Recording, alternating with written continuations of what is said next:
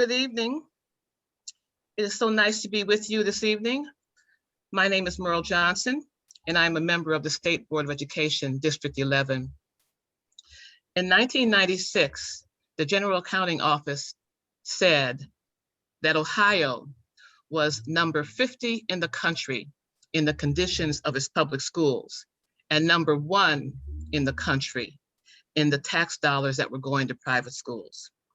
And that's why I'm wearing this hat, because that's when we started this, well, not when we started, but that's when we had the fight going on for fair school funding.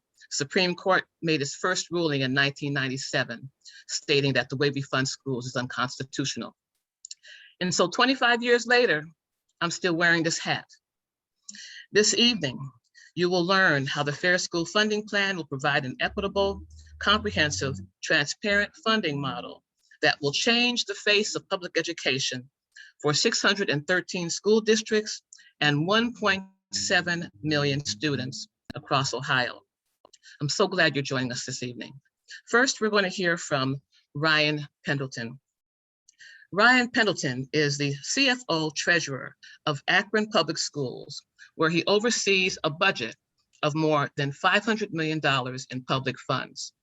Ryan is dedicated to serving the community, in particular, the students of Akron Public Schools. He is very active in state and federal issues concerning education and the potential impact on the students of Ohio. Ryan. Thank you so much for the introduction, and thanks to the League for having me back. I can talk about school funding all day long, every day. Just show me the venue and I'm there. So just wrapped up testimony last night in the Senate Primary and Secondary Education Committee, where we're continuing to champion Fair School Funding Plan, now embedded with House Bill 10. So my plan tonight is just to give you a quick overview where we are in the plan and give you a quick overview of the bill details. So tonight, quickly, whose responsibility is it anyways? How is the current formula broken? What components of the Fair School Funding Plan made it into House Bill 110? The state appropriation limitation, which is something really interesting we've learned about a lot here recently. And then political realities and next steps, just from my perspective. I know all of you may have the same. Quick overview in Ohio. And as Meryl pointed out, this conversation that's 25 plus years old, and we can't seem to get the constitutionality right in Ohio. But it says very clearly that this is a shared responsibility in Ohio Public to secure a thorough and efficient system of common schools arising from the school trust fund. The school trust fund is commonly referred to as the state foundation as we know it today. So this has been reiterated, and if you go through Article 6, you get really passionate about the components about Article 6 and its pledges, and even its commitment that Ohio Department of Education and the State Board of Education plays a significant role here. So today, after the second biennium of a frozen formula and leading into this year, prior to this freeze, we had 503 districts out of our 610 that were not on a formula. Over 80% of the districts were not on a formula. If that's not the definition of broken, I don't know what is. And as from the practitioner's perspective, when you're looking at state dollars coming into your coffers and you can't account for the necessary components of what each child needs, that's the definition of broken. Now, just want to add a little bit of editorial to this. Since 2008, the Great Economic Recession, Ohio was running at a pretty good economic clip. So think about that. At the height of our economic recovery since the Great Economic Recession in 2008-9, we still had a broken formula. This plan was built over the last 3 years. And if you talk to Representative Patterson and now Speaker Cupp, they started this conversation 6+ years ago. And this slide just recognizes our lawmakers, our many lawmakers, along with Senator Williams, on that this torch has been carried from the 133rd to the 134th generation, and it is a priority. House Bill 1, before it was embedded in House Bill 110, represents just that priority. So special thanks to Representative Callender and Representative Sweeney on continuing to champion these efforts. You've seen this slide from me before, but this is the value of any fair school funding plan. We've tried a lot in Ohio. We've tried just about every methodology, but here's where we got it right. The fair school funding plan's made up of 3 essential steps. 1, base cost. What does it take to educate a typical child in a typical district in the state of Ohio? But that's not where it stops. It rights the wrongs of step 2, which is a really complicated component in how we define wealth in Ohio. And wealth currently is defined as how much property value you have divided by the number of kids. And it doesn't take into account a community's ability to participate in that equation. So we got step 2 right with this new state-local partnership. And step 3, which got so much focus in Ohio, and one of the most important layered on parts, above and beyond what a typical child needs. What are those additional resources? What are those true resources of those students who need it most? Economically disadvantaged, English language learners, gifted, transportation, all the categories that layer on to this 3-step process. And its importance is its comprehensive nature. We have a formula now where not one part of each one of those 3 steps works. Just a quick recap where we are in the process. We know the budget bill starts with the governor. It goes to the House. The House has the longest to view, as there's much discussion of whether or not House Bill 1 would continue on as a standalone bill, or whether it would be embedded in House Bill 110. And thankfully it was embedded in House Bill 110, representing its true nature and priority. That causes some additional complications, and I'm going to hit next as we move into the Senate. Quick recap of House Bill 110, the Fair School Funding Plan. It's maintaining the very similar components of the Fair School Funding Plan. It's still phased in over 6 years. Base cost is substantially similar.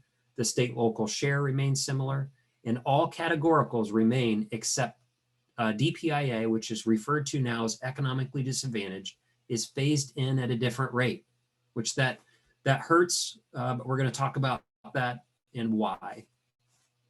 The changes include there's now just one base cost for all community, charter schools, and public schools. Before there was a 90% differential, so the average base cost for community schools was about $6,900, and for public K-12s it was around $7,200. And then the DPA is being phased in at 0% the first year, 14%. But why is that? It's something called the SAL, the state appropriations limitation.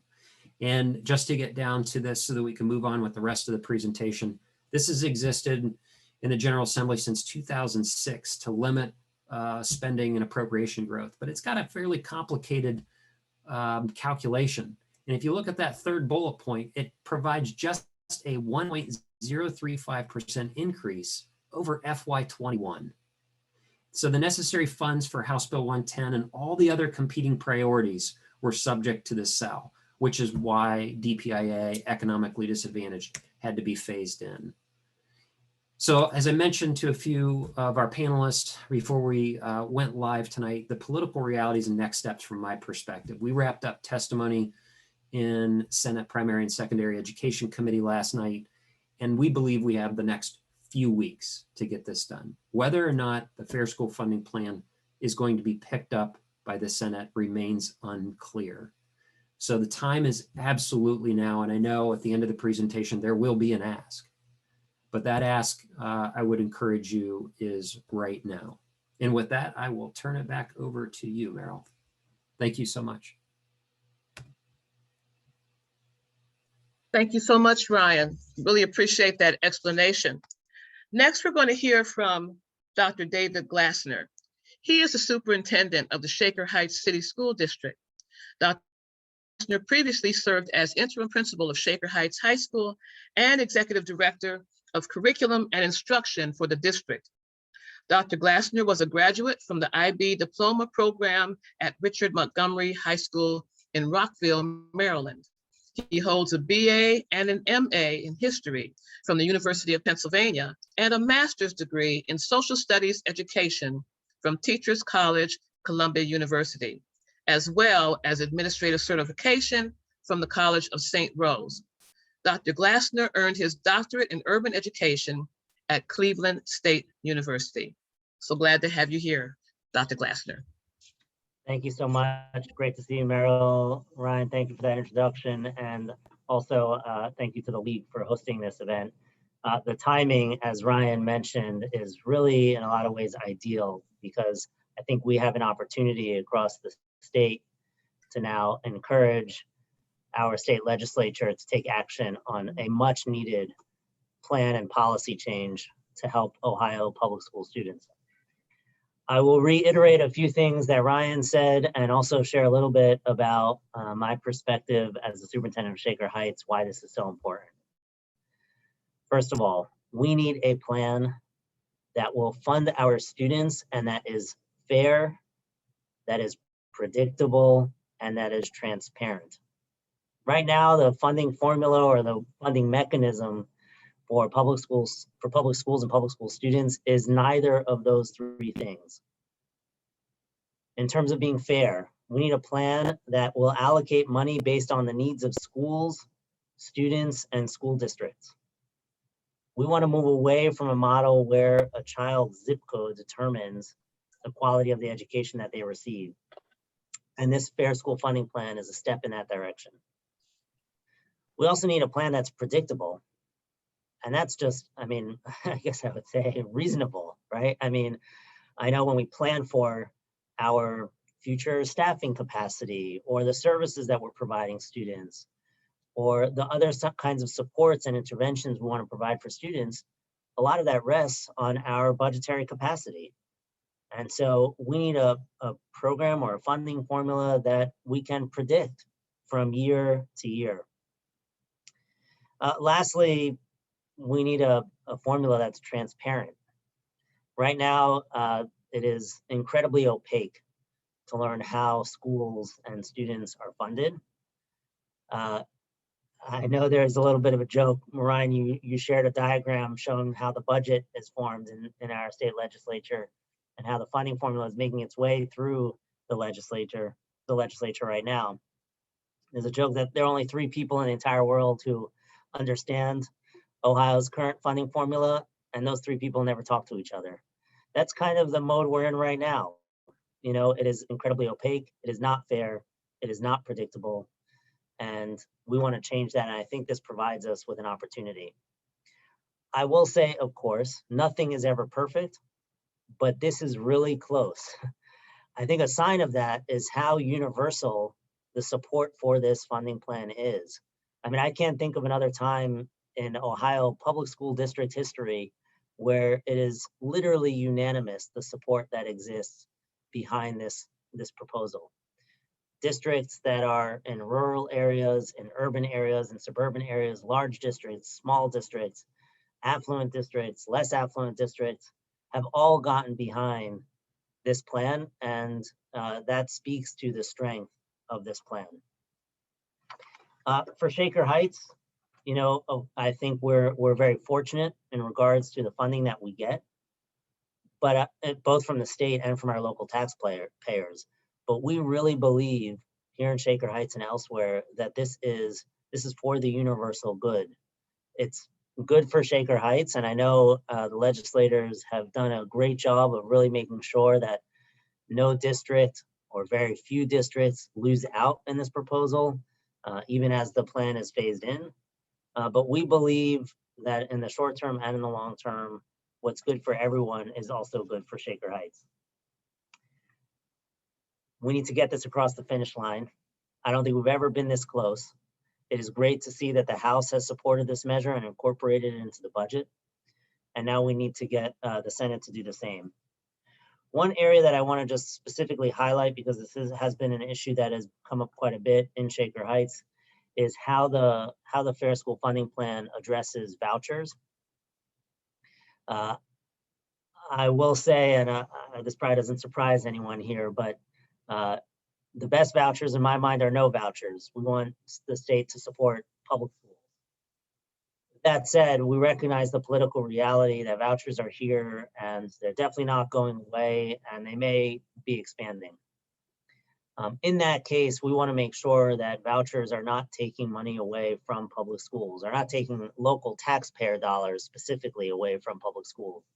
In the current fair school funding proposal, the state will directly fund school vouchers. Again, I know there are many people here who may not agree with vouchers to begin with, but at least this takes away the burden that local taxpayers have shouldered up until now, and the harsh realities that this has presented for schools. Ultimately, I just want to close by saying that we have an opportunity here to really define and be clear about what it costs to educate a child in Ohio, whether that child goes to school in Shaker Heights, in Richmond Heights, or in any other district across the state. I am very thankful for the league for hosting this, and I look forward to, I know there's going to be an ask, and I look forward to helping to advocate for this plan to move forward with our legislature. So thank you very much. And again, it's great to be here this evening. Thank you. Thanks. Great to have you here. Thank you. Next, we're going to hear from Dr. Renee Willis.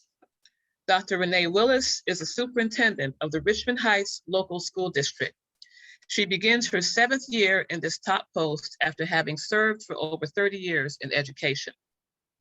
Dr. Willis received her doctorate of philosophy in urban education from Cleveland State University, her Master of Arts in Education Administration from Baldwin-Wallace University, and her Bachelor of Science in Mathematics from Spelman College. In addition to her formal degrees, she has received certification in executive education leadership from Harvard University, strategic planning from Cornell University, and has studied abroad at Capital University in Beijing, China. Dr. Willis, thank you for being here. Thank you, Meryl, for having me here, but also thank you for what you do on the state board representing all children in our area. I was very happy when I was asked to be on the panel, and then I said, wow, the finances. Ryan Pendleton explained it so well that I think everyone can understand why this issue is paramount. And what I would like to do is personalize it to my district. Richmond Heights is a very small city, and our school district is a very small school district. And what I've learned over the last 7 years of being superintendent here is that often we've suffered unintended consequences based on this unconstitutional way of funding schools. So when we think about the things that the new bill is proposing, I would like to just share what the old the way of funding schools has impacted us. Ryan shared that there were 3 cornerstones of the new bill, and the first one is equal formula funding for a typical student to get a typical education in a typical district. And while that may have been the intent with the original funding, you also heard Ryan explain that over 500 school districts are not on that funding formula. In fact, they're either called capped districts or guaranteed districts. Richmond Heights is a capped district. For us, what that has meant is that no matter how much we grow our enrollment, we are capped at a certain funding threshold. So therefore, we don't actualize a formula funding type of structure. So being capped has been one possible unintended consequence that we suffer from. Then the second one is state share. So when I think about what state share means, and it's equitable in terms of what it represents, Richmond Heights is a district that is located in an area where the housing valuation is pretty healthy. So the state has determined that our state share is merely 27% of what a funded formula student would receive. So if the formula is roughly $6,050, the state says Richmond Heights would get 27% of that, roughly $1,600 per student, and that the rest would be made up by local tax dollars. Okay, so we deal with a cap district, a low state share, and then thirdly, we deal with what the open market concept in education has created. We now deal with opportunity scholarships. Dr. Glasner so eloquently called them vouchers. So I will follow suit. What vouchers have done to our district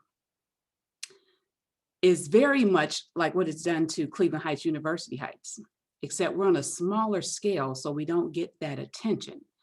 But if you have a district with a 27% state share, so we get $1,600 per student, and a voucher allows any student to take $6,000 and go to a private school, or $4,650 if you're K through 8 and go to a private school, where does the remaining balance come from?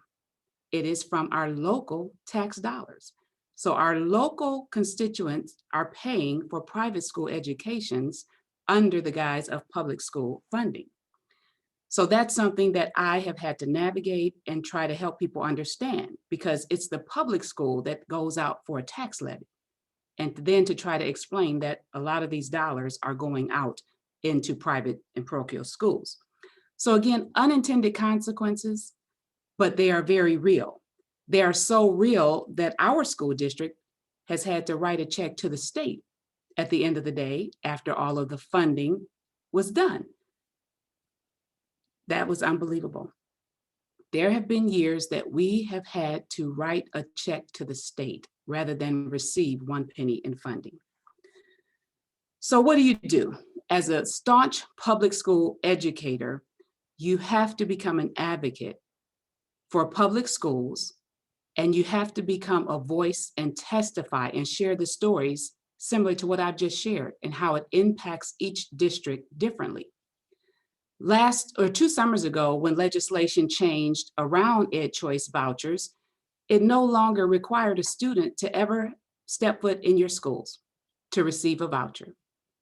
Now, when there was a time when you did have to attend our schools, we found that most of the time students ended up staying and very few took a voucher.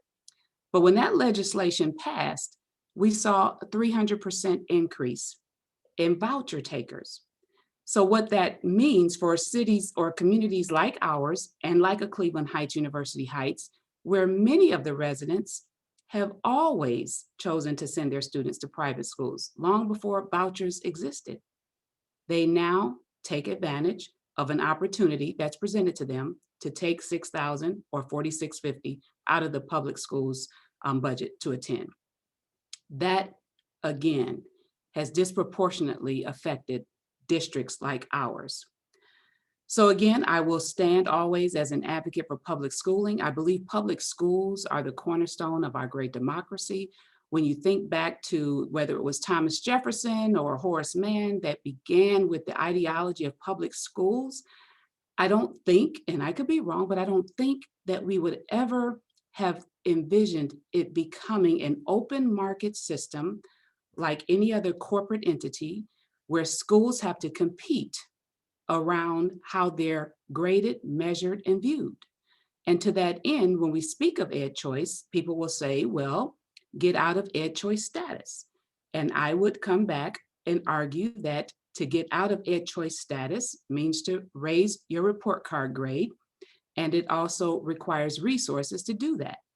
So it's like I'm hemorrhaging on one side, and you're telling me to get well, but you're continuing to stab me on the other side, causing the hemorrhage. So how do you pull yourself up by your bootstraps when you don't have on boots? That's another analogy. So to that end, there are also legislations being talked about around report cards. And I would say while we're here talking about funding, I would also propose that while there's a system of always ranking school districts, there will always be school districts at the bottom of that ranking. And if those are the school districts that have to deal with these funding mechanisms, then we will always be in this dilemma. So this is a bifurcated issue, the accountability and ranking. And right now the debate in the General Assembly is, what do we use, a report card letter grade, or do we use a phrase, academic watch? A colleague of mine said you can use an emoji-con. There will always be students or schools ranked at the bottom. And if the accountability measures become fiscal measures, then you will always have that cycle. So to that end, I am so glad that these topics are being presented. I thank the League of Women Voters, and I thank Susie Kaiser particularly for inviting me. Meryl, thank you. Thank you very much for that real story. People need to hear that. Next, we're going to hear from State Senator Sandra Williams. She represents Ohio's 21st Senate District and is currently serving her second term in the Ohio Senate. Senator Williams is a native of Cleveland, Ohio. This General Assembly, Senator Williams serves as ranking member on the Senate Energy and Public Utilities Committee, Senate Workforce and Higher Education Committee, and Senate Ways and Means Committee. Thanks for being here, Senator Williams. Thank you so much, Meryl, and thank you to the League of Women Voters for inviting me here today. The presenters that went before me tonight have done such a great job, and I'm so glad that I didn't have the responsibility of explaining school funding to you all, and you all did a great job. And Dr. Willis, great job, and I'm going to use the way you explained that to people in our community. Ryan, head on, and Dr. Glasner, you know I love you. Listen, I feel like I should almost apologize for the members of the state legislature, because I feel so bad. I'm here and I'm a member of the legislature, a member who has absolutely no control over what is happening in the state legislature. But I think an apology is needed, because the members of the legislature, I believe they know and understand what they're doing to some of our districts, but honestly, they do not care. From what I've been told in many occasions, many of our majority party members believe that every student in the state of Ohio should have access to a voucher. Every student should be able to take a voucher and go to a private school of their choice, which puts all of you at a disadvantage. And it puts all of those parents who believe that a public education, a true public education, is what's in the best interest of their community and their children, their students. So I wanted to just take a moment to give you guys an update on where we are in the state Senate. House Bill 1 is still in the House of Representatives in a committee, Finance Committee. The bill, House Bill 1, has been put in part into the budget bill, House Bill 110. We are expected to have all of our amendments into the Senate Finance Committee by May 12th. We are in the process of doing that right now. We will be voting, or they will be accepting, an omnibus bill on June the 4th. So all of the amendments that are going to be accepted into the budget bill will have to be in and accepted by the Finance Committee by June 4th. And we're expected to vote that bill out on June 9th of this year, taking the next 2 weeks to go to a conference committee to determine what's really going to be the final product in the state budget, our $74 billion operating budget. I told this to the Cleveland Heights University Heights League of Women Voters the other day. The governor introduces his version of the budget, his blueprint for the state of Ohio. The House has an opportunity to make several changes to that budget, which they have already done. And when the bill gets to the Senate, we can basically dismantle everything that's in the House version of the budget. We can start over. We can go back to the governor's version of the budget. So who knows what that budget is going to be like when we voted out of the Finance Committee and out of the House.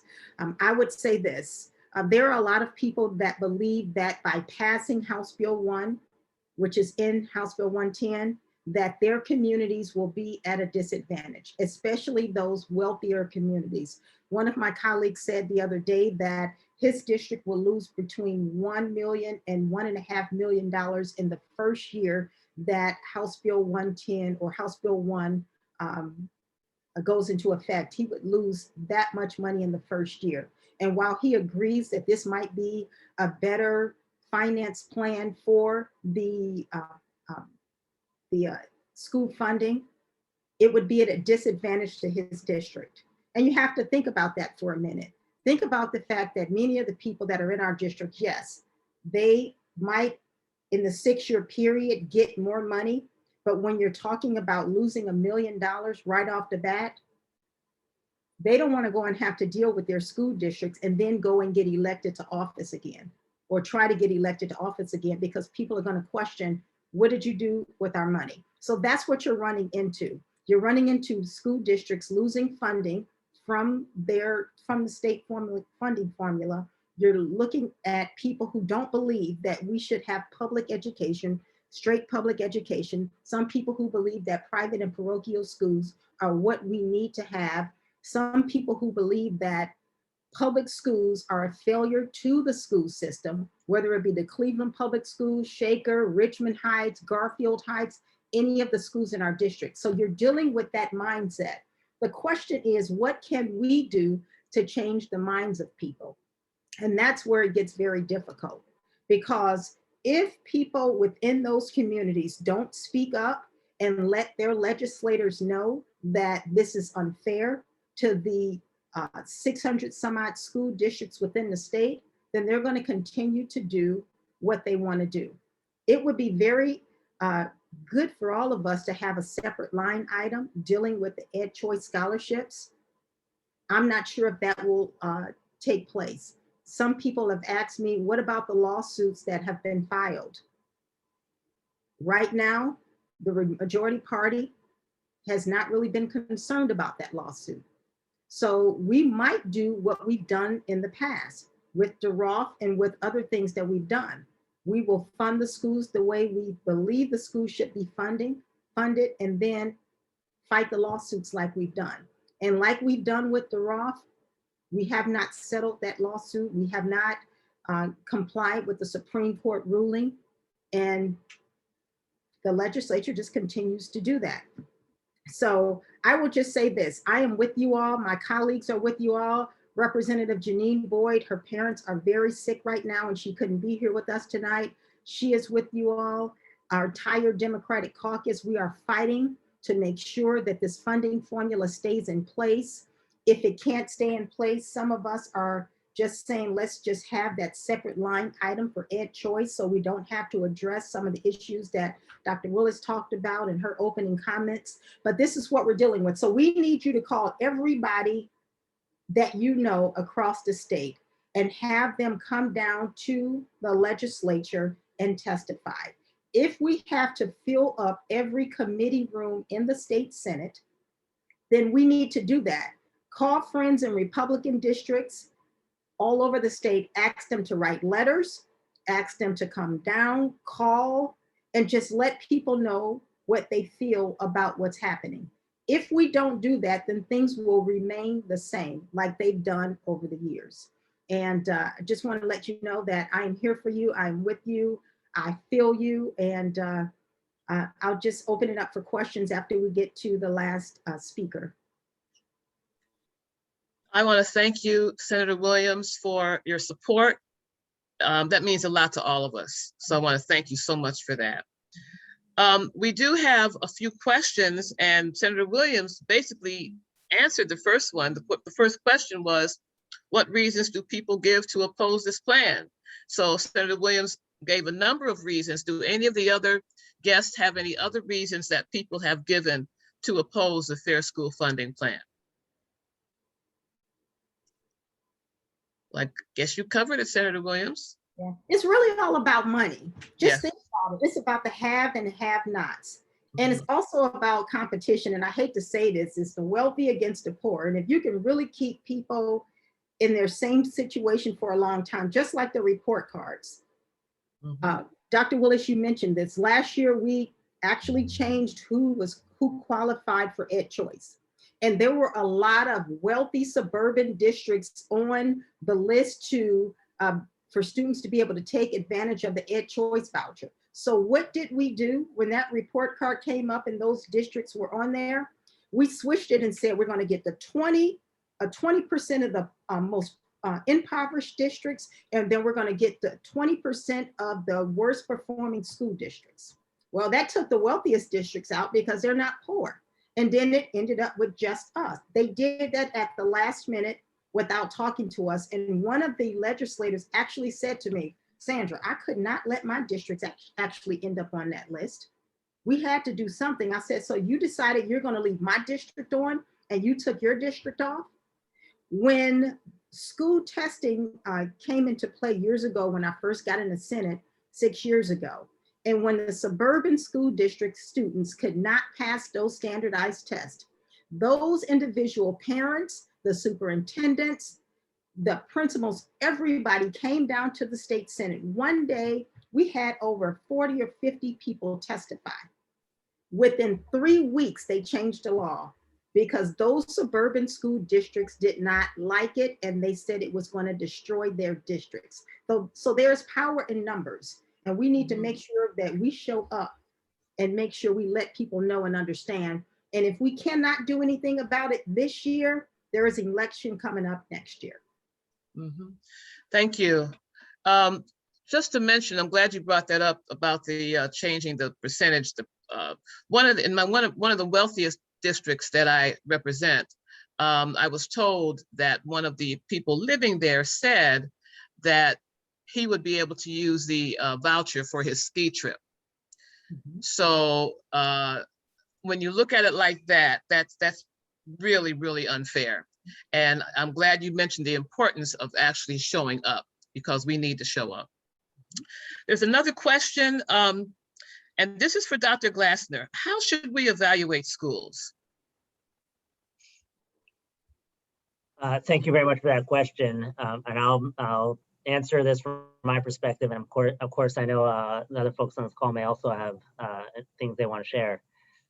So I guess first, to answer the question, I'm going to respond with a question, which is, what is the purpose of evaluating schools? And by that, I mean, there are kind of usually two dynamics at play. The first is that evaluating schools is useful for families or other stakeholders, right? To get a sense, for the public at large, to get a sense of how a school is supporting or performing in terms of meeting the needs of their students. The second purpose for evaluating schools is really more kind of internal, for a school district, their staff and faculty to better understand what are the things that we're doing that are great, that are good, that are strong, that are working well, and where are areas that we can improve in. Sometimes those two different dynamics are in tension with each other or compete with each other. For families, it's often, we want to make it simple. We want to keep it easy. Like maybe a grading system, maybe in theory, makes it easy for families to understand. For school districts, we want the good, the bad, and the ugly. We want to understand what's going well and where we can provide resources to improve. I believe that latter model makes the most sense. Evaluation is effective when it's useful feedback. And so the best way to evaluate schools is to provide information and data that we can act upon, that we can use to improve the education and the learning experiences that our students are getting. If I were more cynical, I would say that maybe a third reason to evaluate schools has to do with something Dr. Willis talked about, which is really punitive in nature and inequitable in nature.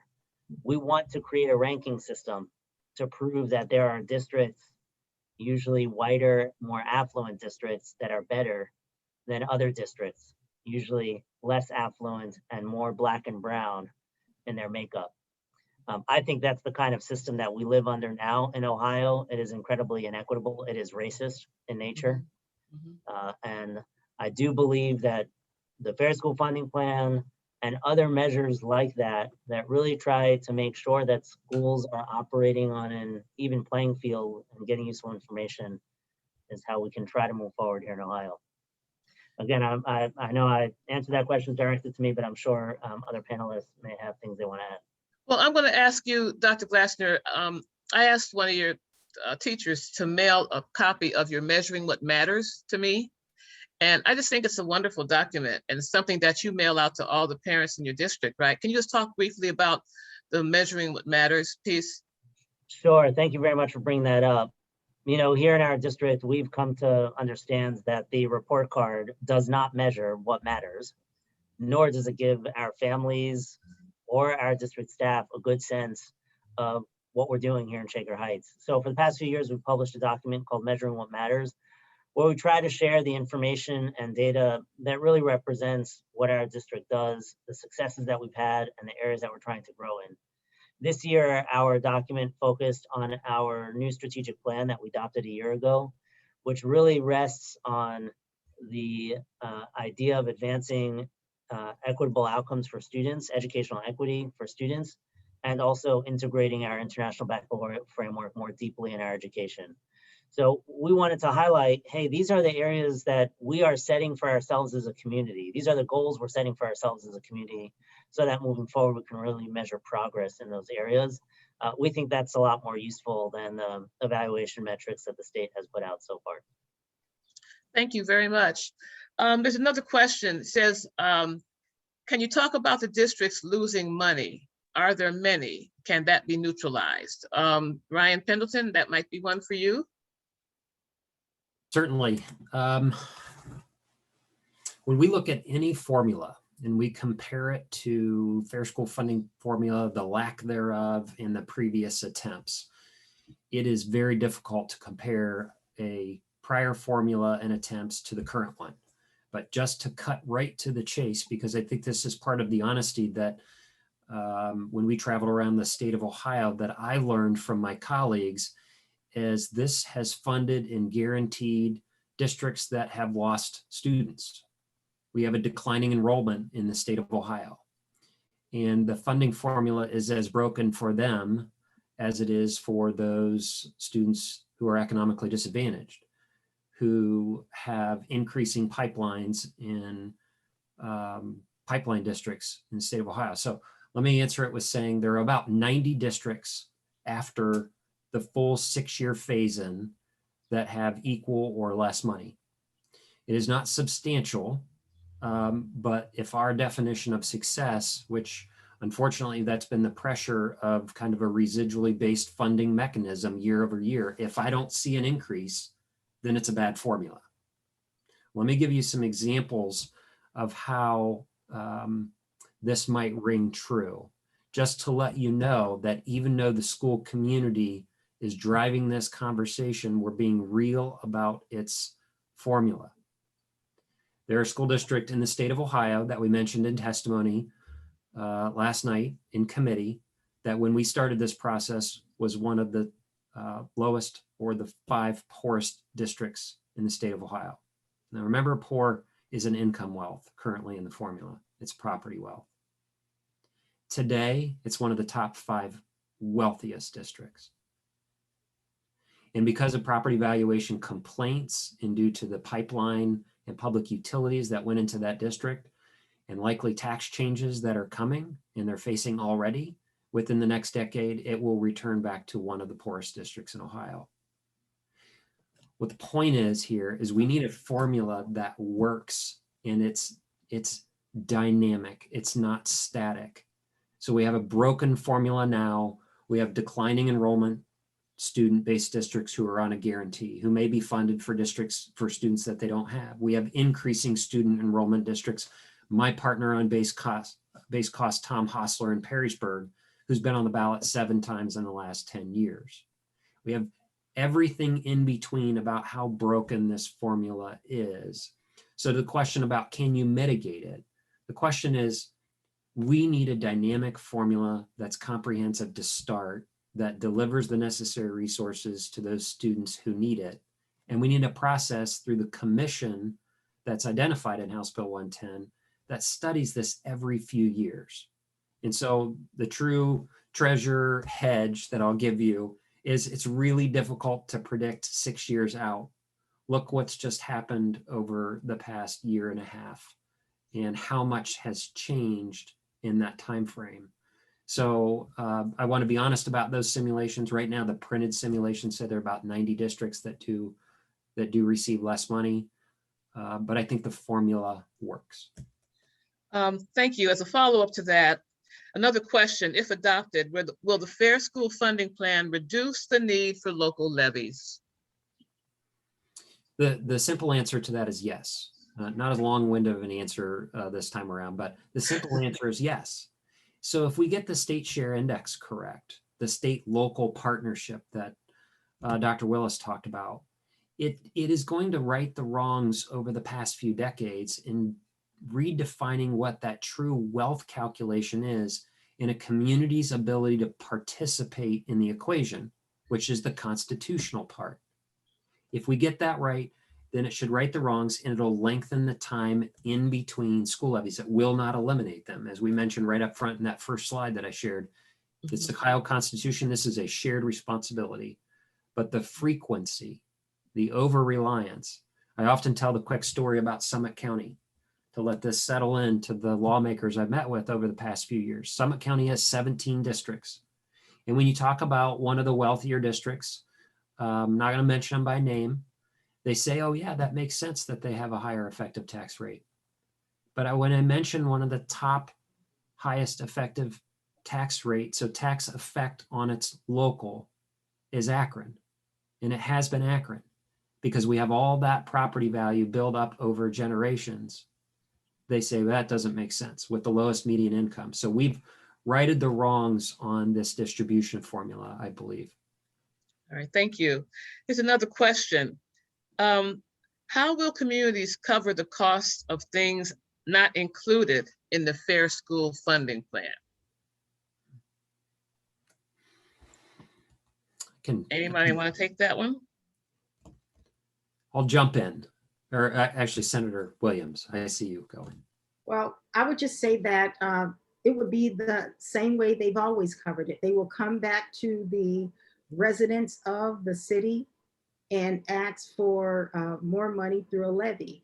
And I can tell you that here in the city of Cleveland and in the suburban areas that I represent, people have been telling me we can no longer afford to pay more money for the school districts. You all need to do something about these districts.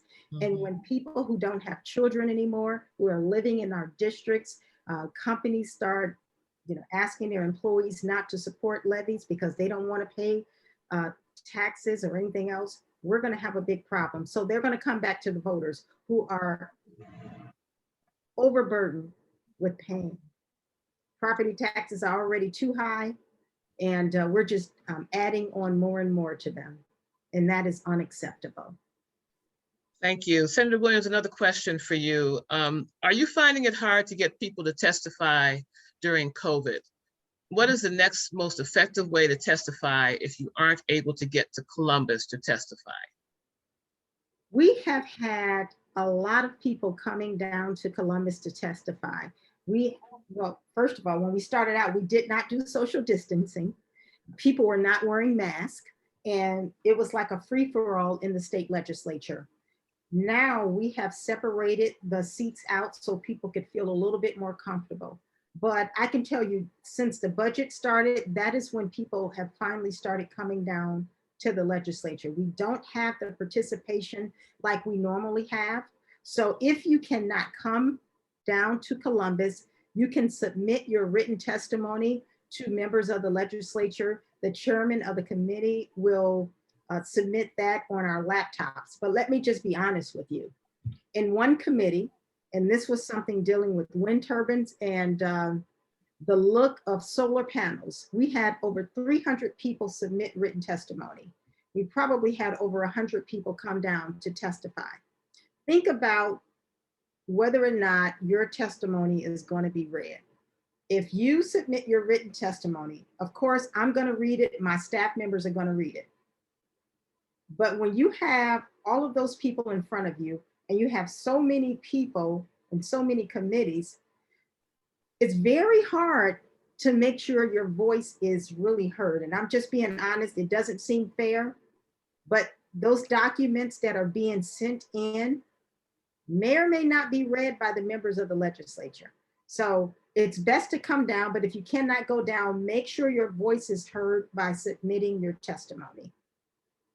And we're going to be optimistic and say that their testimony will be read. Thank you. I always try to be honest. So. I appreciate the honesty, but I don't want anybody to get discouraged. So send that testimony, everybody. Yeah. Okay. All right. Next question. And does this plan deal at all with preschool? There is a preschool component to Okay. your school funding plan that says every economically disadvantaged preschool age child should deserve a free public preschool, cost being rolled into this plan. Yes. Okay, thank you. Mhm. And another question. Once passed, is the legislature obligated to fund the plan adequately? Well, I would say it depends on whether or not we have the money. As you all know, when the budget was first introduced, the governor prepared his budget based on low tax revenue. We did not know whether or not tax revenue was going to be coming in from the pandemic.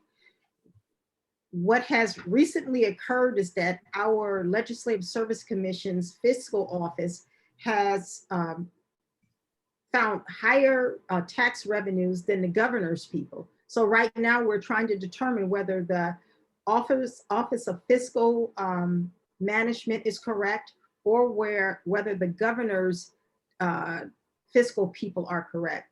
The bottom line is that nobody wants to really spend as much money as it's going to take to fund House Bill 1 the way it is right off the bat, even though we have $73 billion.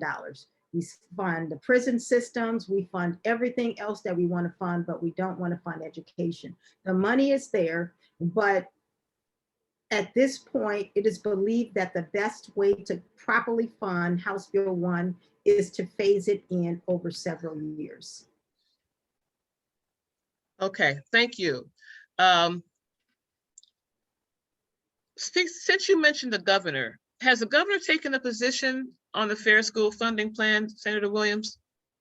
To my knowledge, he is supportive of it. I am not sure where he stands when it comes to funding it all in the 22-23 budget, but I understand that he is very supportive of it. Well, that's good news. Because the next question was, should we lobby the governor on this? So Well, it can't hurt, right? Right. Let me just say this. When you are a member of the legislature, things are fluid. Things change all the time. Nothing stays the same. So you might have something in the budget that you like, and somebody might take that provision out of the budget. And you might have to negotiate to get that back in. It's kind of like making sausage, like one of my colleagues used to say. So whatever your opinion is today may not be your opinion tomorrow based on the circumstances. There is a lot of maneuvering in the legislature. So I would say this, I need you all to lobby all of the members of the state Senate, and I want you to start out with the State Senate Education Committee. Start then with the President of the Senate, because the President of the Senate gets to determine what bill gets brought before the members of the legislature. He determines what bill comes out of a committee and what actually is in the bill that comes out of committee. So you have the Senate members, you have the president. But think about this, you have to also go back to the governor, because the governor can sign this bill or he can line item veto. What if the governor doesn't like what's in the bill or the things that we change in his budget? He can line item veto everything that he wants to. But think about this. Now, when the bill passes the Senate, we have to go back to the House of Representatives for concurrence. If there is something in the budget that the House of Representatives and their leadership, Speaker Cupp, does not like, Speaker Cupp can choose not to bring that bill before us. He could choose not to agree. So you need to go back to Speaker Cupp. And I was telling people the other day, this is Speaker Cupp's bill.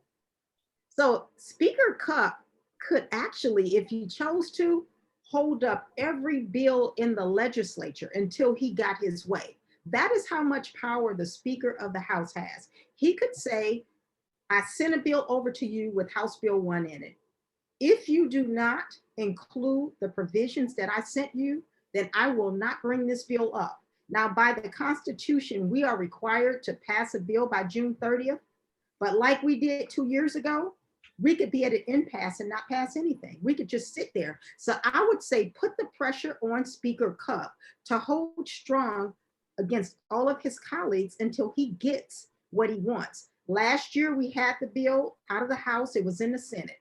The Senate waited until the last minute and then decided they didn't have enough time. That was not true because Chairwoman Lehner and Dr. Vernon Sykes had already been sponsoring the companion legislation. We knew what was in the bill. They knew what was in the bill. It was an excuse not to pass that bill last year.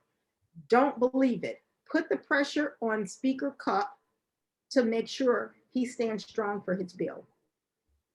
Thank you. Now we had one more question and then we're going to wind down. I'm going to ask everyone for a closing statement, but which taxes pay for the state contribution? Okay, and the chat is traveling because Michael Barron is putting stuff in there. Thank you, Michael. Let me go back to the question. Which taxes pay for the state contribution to this plan? Income taxes? It's out of the general revenue fund. And I think, Ryan, you can add to that, but it's out of the general revenue fund. That's how we fund most of it. But they're asking which taxes pay for the state contribution to the plan. And they're asking, is it income taxes? Sales and income taxes. Senator Williams mentioned general revenue. Funds, yeah. We throw it all in one bucket. Yep. Okay. Now, I want you all to remember this.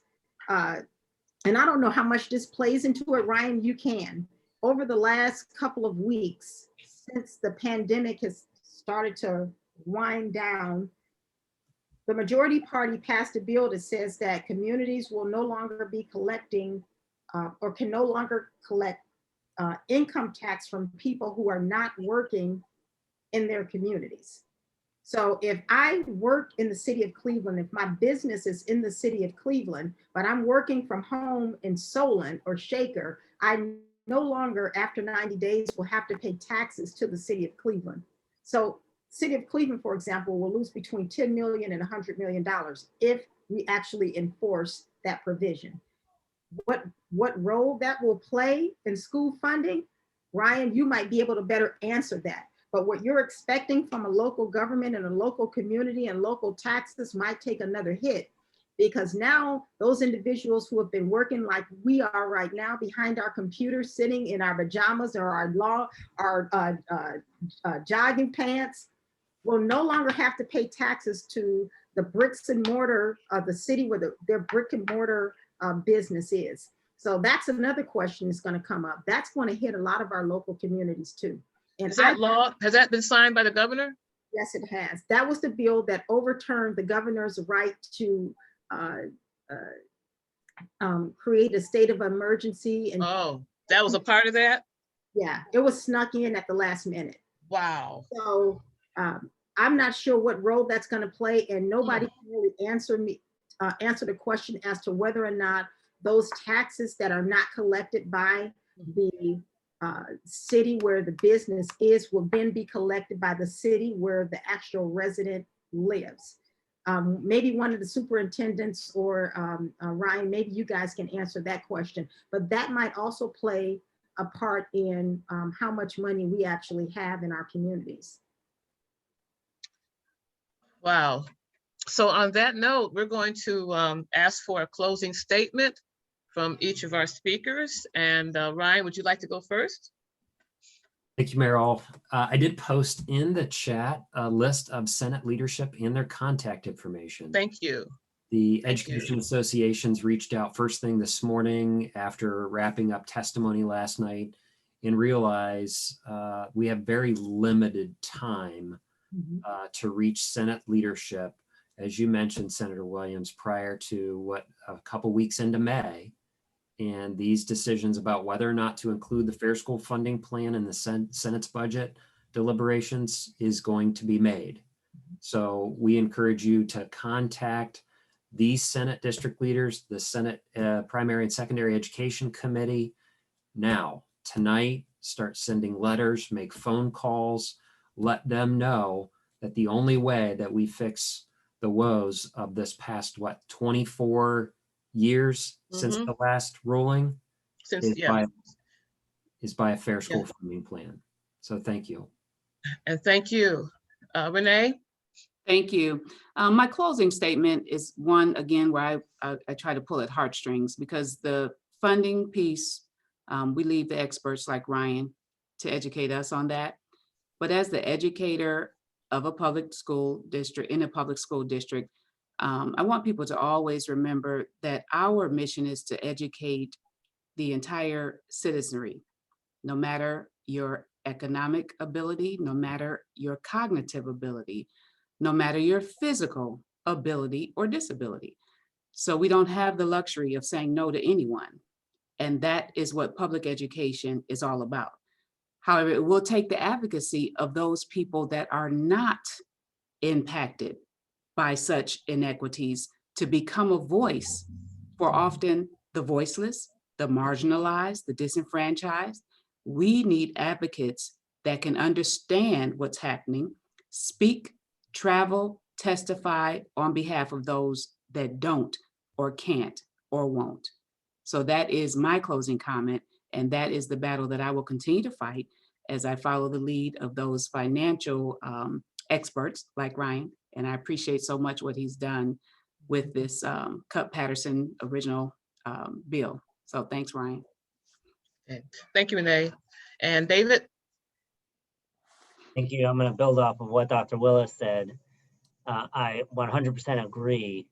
This is how our schools, our public schools, have really the central role in maintaining our democracy and maintaining our society for all students, no matter who our students are, what backgrounds they come from, whether they have abilities and disabilities. And we cannot, given the importance of our public schools, we cannot leave the funding of those schools to chance, to exceptions rather than rules, to non-transparent formulas.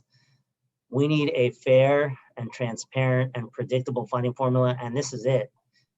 This measure provides that and will continue to sustain public schooling, public schools, the most important institution in our society, hopefully for a long time to come. Thank you very much for inviting me to be here tonight. Thank you. And Sandra? All right, so I want to clarify and make sure it's clear that I want everybody to submit written testimony if they cannot come down to Columbus. I don't want anybody to be discouraged. Show up some type of way. But if you can show up down in Columbus, it does sometimes scare people. But listen, our children are depending on us. They are our future. If you do not have children in the public school system, we still need you to show up because we need your voice. If you don't have children, they are still going to be your future. They are still going to be the superintendents, the CFOs, the CEOs, and we want them to have a great education. They're going to replace us one day, and we need to make sure that they have the best education possible. This is our responsibility. Mine as a legislator, mine as an auntie, yours as in the roles that you have. We cannot fail our children. So whoever listens to this Facebook video after this, show up, tell somebody, and call people in other parts of the state of Ohio and tell them to join you. This is not just a poor school district's issue. This is a wealthy school district's issue, and we can settle this. And don't forget, we still have a lot of money in our rainy day fund in the state legislature. We never used it. So if they're worried about the budget, use the money in the rainy day fund. It is still raining in the state of Ohio. Thank you for having me. And thank you. And thanks all of you for being here. I really appreciate it. This was excellent. Thank you. And now I'm going to turn this over to Susie Kaiser. Hi, everybody. Thank you all for being here and for being concerned about this issue. It's been a little bit like a roller coaster because it's so exciting to know that we've really got a solid plan. There's a huge amount of support for it. Yet I think Senator Williams has been very sobering about the kind of challenge we're really facing. that no matter how good a policy it is, it's not necessarily going to win the approval that it needs. I think we often think about our schools as a local issue, but remember, our school districts are part of a system of public education, and it is that system that is at risk. And getting the solution approved so that the system works for everyone will take all of our voices. Being informed, of course, is the first step. And so now that I hope you all feel like you understand both what's in here and what's at stake, that you will speak up, that you will show up, and that you will spread the word. So the first thing we need to do is to focus on actually the 6 leaders that Ryan named in the chat. But I have here 4 leaders. First, House Speaker Cupp, and listening to Senator Williams' advice yesterday, yes, we need to contact him tomorrow. Don't forget, tomorrow. Let him know how much we appreciate the plan he has helped to shepherd to this point, and to use every tool in his reach to make sure that we achieve this goal. The next thing we need to do is to approach those Senate leaders. Now, the Education Committee met this week and heard from the architects of the plan, but only one Republican member was at the committee meeting. We need to be in touch with that chairman, with Finance Chair Dolan, and with Senate President Huffman. You need to do that tomorrow and give them the very simple plan. The simple message that they need to pass the Fair School Funding Plan now. We don't have a moment to spare. We don't need to put it off. And we need to increase our investment in the future success of our students and our state. There's a lot more detail there, but you don't have to explain a lot more than that. Put in your own words why, but just register the need to take action, and that we all need this. I know I feel discouraged in many ways that our voices won't matter. Fortunately, we do not have to lobby Senator Williams.